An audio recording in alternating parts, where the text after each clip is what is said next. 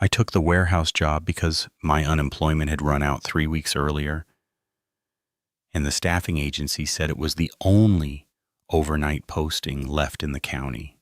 12-hour shift, Friday through Sunday, 11 to 11. A bonded storage facility about 9 miles outside of Harlingen, Texas, sitting on a concrete pad at the end of a service road that split off from a farm-to-market highway nobody used after dark.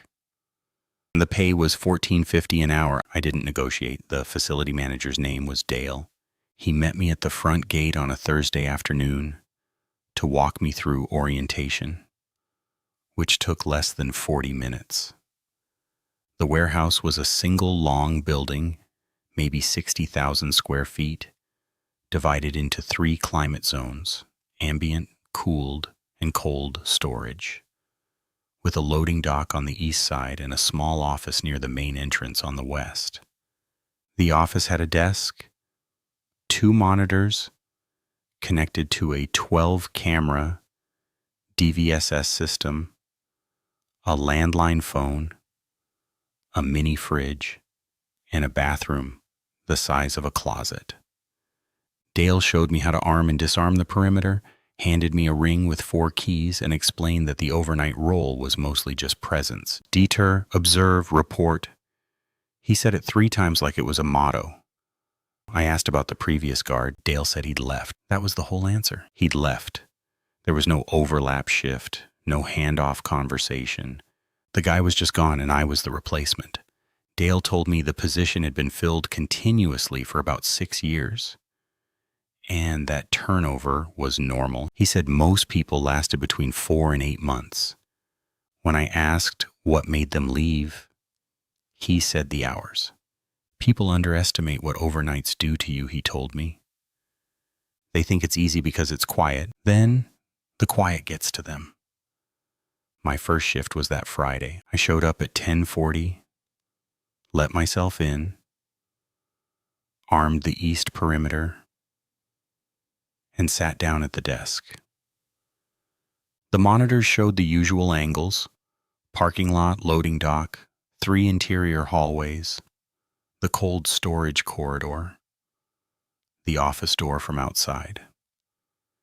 The images had that washed-out green quality you get from old infrared cameras, and 2 of the feeds had faint rolling lines, like the signal was being carried through cable that should have been replaced years ago.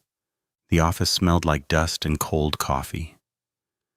There was a space heater under the desk that rattled when it cycled on, and a wall-mounted clock above the monitors that ticked loud enough to hear during the gaps between the HVAC system's compressor kicks. The building made noise. Not alarming noise, just the deep, mechanical breathing of a structure that had systems running inside it all night with nobody around.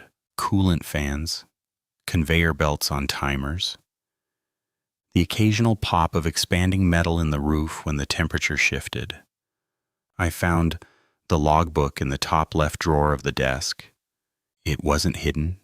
It was just sitting there under a few old vendor invoices and a yellowed safety data sheet for floor sealant, a composition notebook, black and white marbled cover, the kind you'd buy at a dollar store. The front said night log in blue ballpoint block letters. No name, no date range. I opened it because I figured it was part of the job, past incident reports, shift notes, something the previous guard kept for reference. The first few pages supported that. Dated entries, short and dry. Arrived 2300. Checked east dock. Cameras nominal. Perimeter secure. Nothing to report. Each entry signed with the initials RM. For the first 30 or so pages, that's all it was. Routine confirmation that nothing had happened. The handwriting was neat, consistent, and small. RM clearly took the job seriously, or at least took the recording of it seriously. There were occasional notes about equipment. Camera 6 had a flicker on certain nights. The cold storage thermostat sometimes read 4 degrees warmer than actual. The e-stock's motion sensor tripped during high wind. Normal maintenance level observations. Then somewhere around the 5th week of entries, the tone shifted. Not dramatically, not the way you'd expect if someone were fabricating something. It was the opposite. It got more precise. The entries got longer, more specific about times, more careful about descriptions. RM started noting sounds, not building sounds. These were logged separately from the HVAC and conveyor noise, always after 2 a.m., always described with the same measured phrasing. Intermittent tapping from hallway C, northeast section between 0210 and 0235.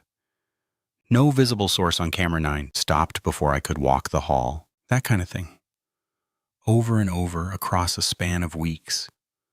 The tapping, always hallway C, always between 2 and 3 in the morning. Always gone before he could physically confirm it. He never used the word strange or creepy or anything that suggested fear. He logged it the way you'd log a faulty smoke detector. Then, about 3 months into the entries, he wrote something different. Checked hallway C at 0222 in response to tapping. Reached the northeast section. Tapping had stopped. Noted a smell. Organic. Faint. Not sewage. Not chemical. Could not identify. Lasted approximately 40 seconds. Did not recur. No camera anomaly. Filed mental note. A few nights later. Smell again. Hallway C, 0240. Stronger. Brief. Still unidentifiable. Not food waste, not animal. Something closer to soil, but not soil. I read these entries sitting at the desk with the monitors cycling through their feeds and the building doing its usual groaning. And I want to be honest about something. I didn't feel scared. I felt the way you feel when you read someone else's journal and realize they were paying attention to something you wouldn't have noticed. A little embarrassed by your own lack of awareness. A little curious about what the next page would say. My first few shifts passed without incident. I did my rounds every 2 hours. Walk the main hallway, check the dock seals, confirm the cold storage readout. Loop back through the ambient section, return to the office. The building was large and mostly empty. Not abandoned empty, but warehouse empty. Tall racking systems, shrink-wrapped pallets, fluorescent bay lights that stayed off during my shift because the emergency strips gave enough visibility to walk by. The floors were polished concrete, and my boots echoed in a way that made me aware of my own movement at all times. That's something you adjust to. You stop noticing your own footsteps after a few nights. Your ears recalibrate for what matters, things that aren't you. By the second week, I'd read the entire logbook. RM's entries ran for what appeared to be about 5 months. The last third was different from the rest. He'd started logging the cameras more carefully, not malfunctions, behavior. Camera 9, which covered the northeast section of hallway C, had a habit of briefly losing its feed, not going dark. The image would remain, but the timestamp would freeze for anywhere between 10 and 40 seconds, then jump ahead. RM logged every instance. He cross-referenced them with the tapping. In almost every case, the timestamp freeze happened within 5 minutes of when the tapping would start. He never wrote a theory, never speculated, just noted the correlation and moved on. What unsettled me was an entry from what I estimated was his 4th month. It was longer than the others, written in the same neat hand, but there were places where the pen had pressed harder. 0215. Conducting hallway C check. Reached northeast section. Tapping active, faint, rhythmic, remained still, and listened.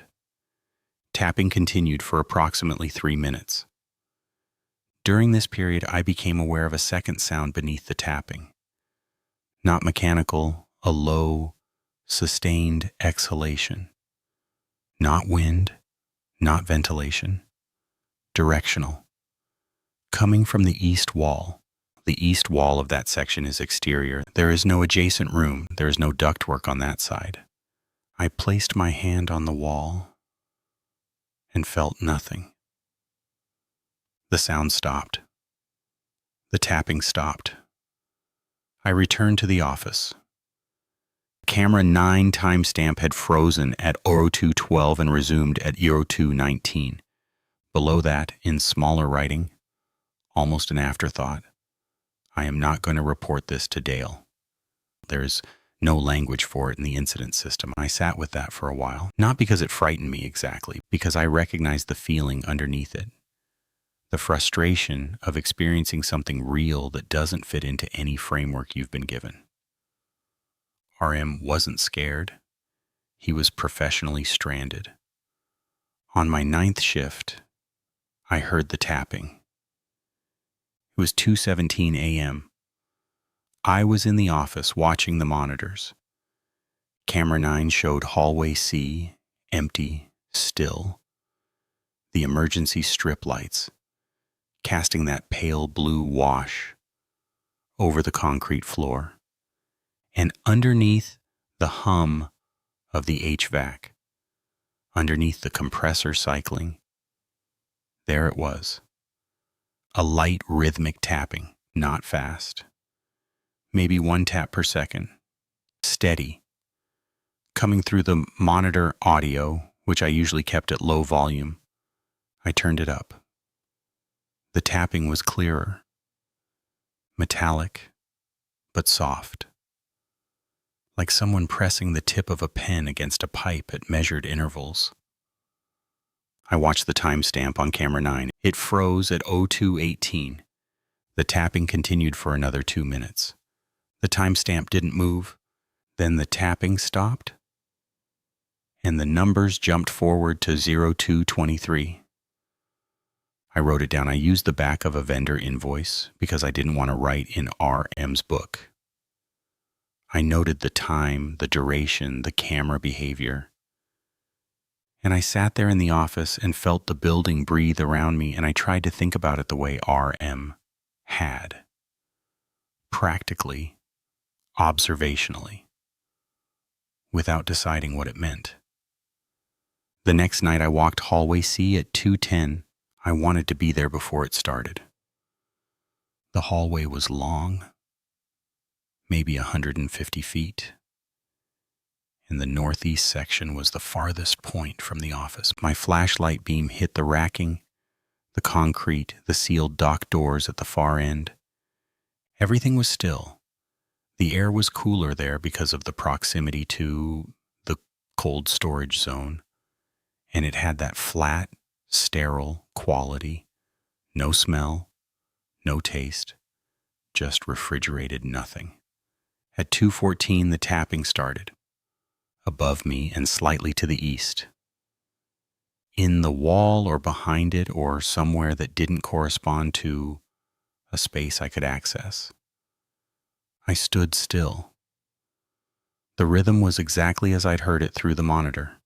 1 tap per second. Patient, unvarying. Then it changed. 2 taps. A pause. 3 taps. A longer pause. 1 tap. Then silence.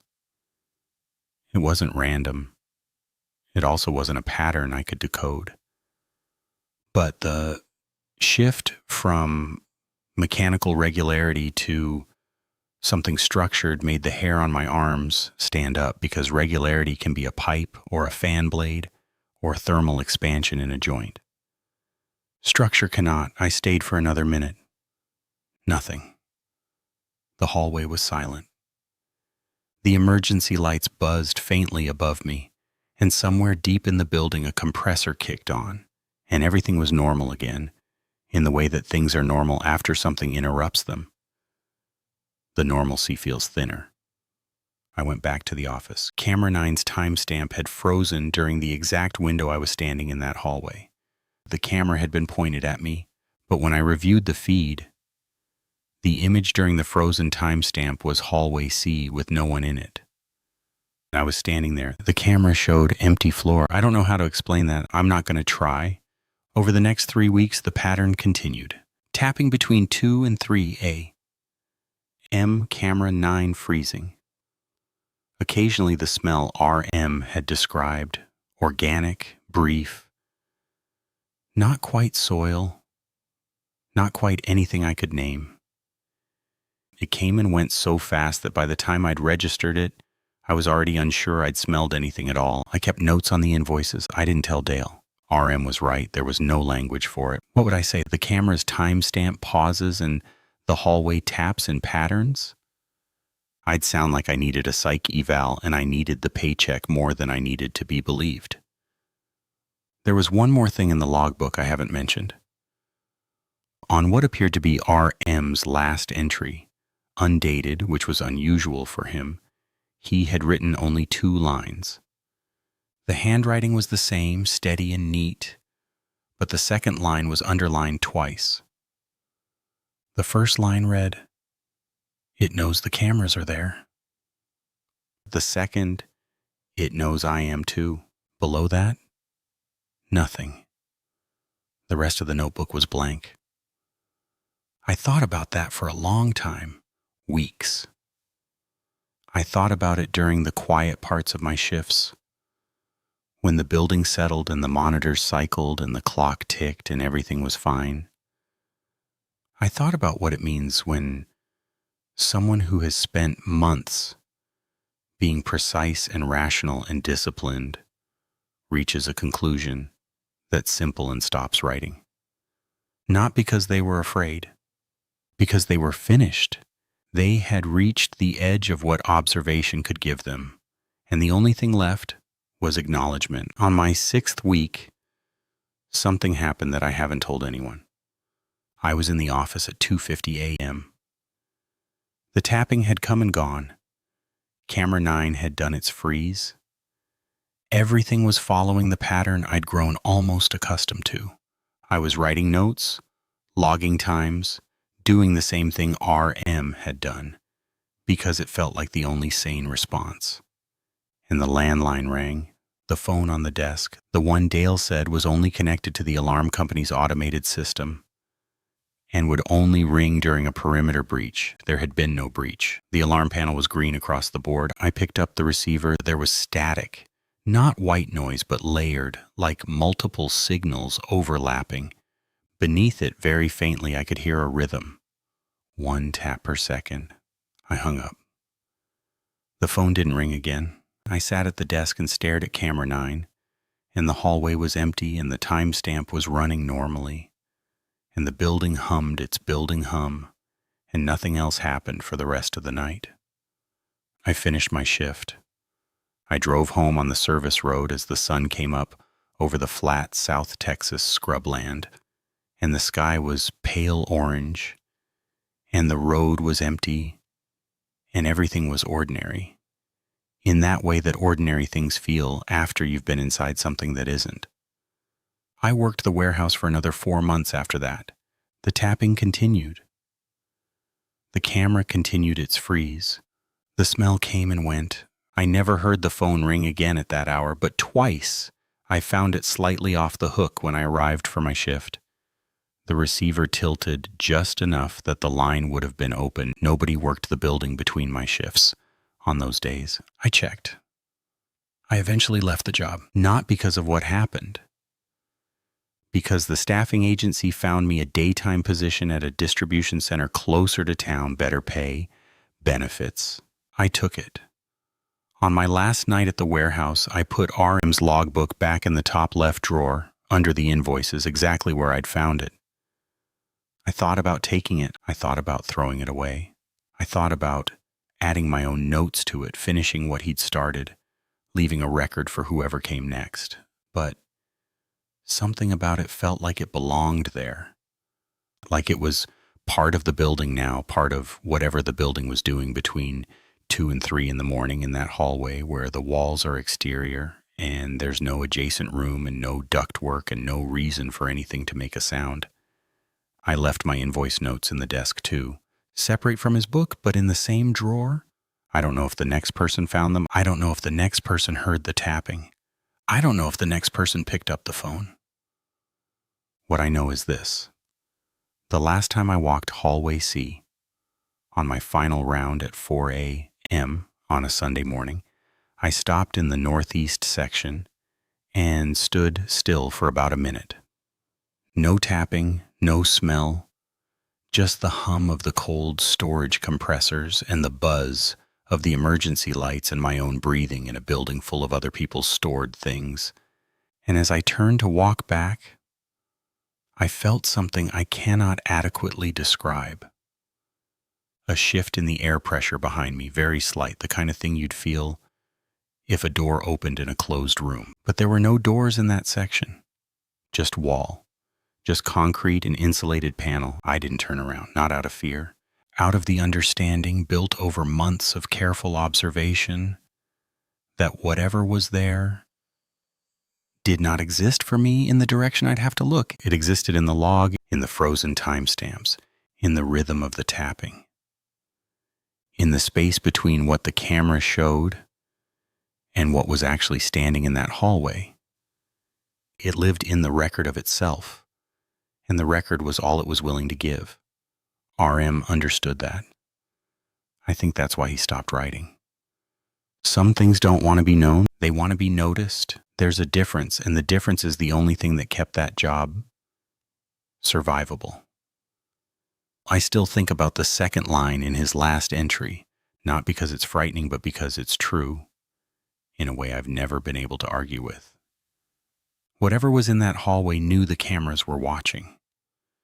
It knew someone was sitting in that office, logging times and listening, and it was fine with that. It was more than fine. The watching was part of it. I just don't know what happens when someone stops.